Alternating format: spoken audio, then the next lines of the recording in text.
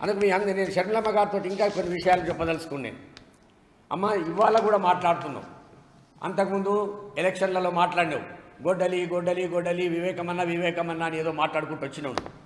ఇవాళ నేను సూటిగా నిన్ను అడుగుతా ఉన్నాను, వైఎస్ అవినాష్ రెడ్డి గారు పెట్టినటువంటి ప్రెస్సు మొన్న మాట్లాడినటువంటి మాటలకు మీరు కానీ లేక మీ అక్క సునీతారెడ్డి గారు కానీ జవాబిచ్చే పరిస్థితి ఉన్నదా?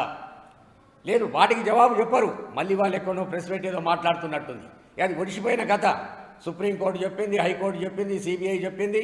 ఇక దీంట్లో విచారణ చేసేది ఏం లేదు, ట్రయల్స్ మాత్రమే ఉన్నాయనే మాట చెప్తా ఉన్నారు.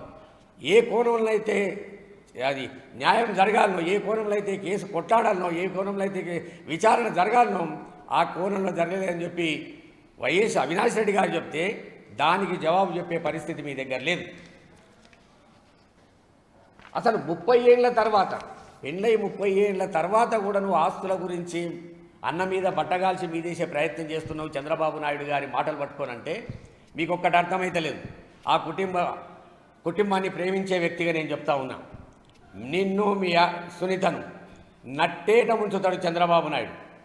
ఒకసారి వెన్నుపోటు పొడిచి ముఖ్యమంత్రి అయినా 3 సార్లు ఆ అబద్ధాల పునాదుల మీద ముఖ్యమంత్రి అయినటువంటి వ్యక్తి ఆయన.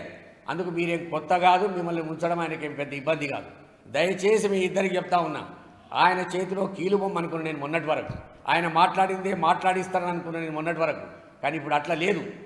ఆ తెలుగుదేశం పార్టీ ఆఫీసులో ఏదైతే మాట్లాడతారో అధికార ప్రతినిధులు, ఆ మాటలే నీ నోటి నుండి సునీత నోటి నుండి బయటకు వస్తున్నాయి. అంటే మీరు కండువ కప్పుకోనటువంటి సైకిల్ పార్టీకి సంబంధించిన వ్యక్తులుగా తెలుగు ప్రజలకు అర్థమైపోయింది.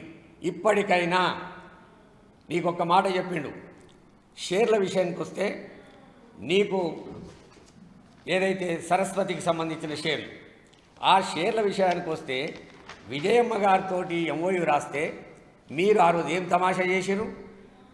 దొంగ సర్టిఫికెట్లు పోయినాయని చెప్పి పోలీసు కేసు పెట్టి ఆ కేసు ద్వారా మీరు కొనకొచ్చే వరకల్లా కోర్టుకు పోయే పరిస్థితికి తీసుకొచ్చిర్రే. జగన్మోహన్ రెడ్డి గారికి ఇబ్బంది పాల్జేటటువంటి పరిస్థితి తీసుకొచ్చారంటే నీకు సస్సేమిరా అసలు కృతజ్ఞతకు అర్థమే నీకు తెలియదు. 230 కోట్లు ఇచ్చినటువంటి అన్న మీద నువ్వు ఎదురుదాడి చేస్తున్నామంటే నాయన ఇచ్చినట్టు ఆస్తులను నీ కింద పెట్టుకొని ఇంకోటి నేను సూటిగా అడగదలుచుకున్నాను. అమ్మా, నీకున్నటువంటి కంపెనీలు నీకున్నాయి, జగన్మోహన్ రెడ్డి గారికి ఉన్నటువంటి కంపెనీలు జగన్మోహన్ రెడ్డి గారికి ఉన్నాయి. జగన్మోహన్ రెడ్డి గారి కంపెనీలలో నీ భాగస్వామ్యం లేదు. నిన్నే రోజన్నా నీకున్నటువంటి ఆస్తులలో జగన్మోహన్ రెడ్డి గారు ఈ సమెత్తు నాకు కావాలని అడిగిండా? నువ్వు ఇవాళ ఎందుకు అడుగుతున్నావు? అసలు నీకు ఏం హక్కు ఉంది? రాజశేఖర రెడ్డి గారు ఇచ్చినటువంటి ఆస్తులు మొత్తం 2009 లోపటినే మీకు భాగస్వాములు చేసినటువంటి మాట వాస్తవము.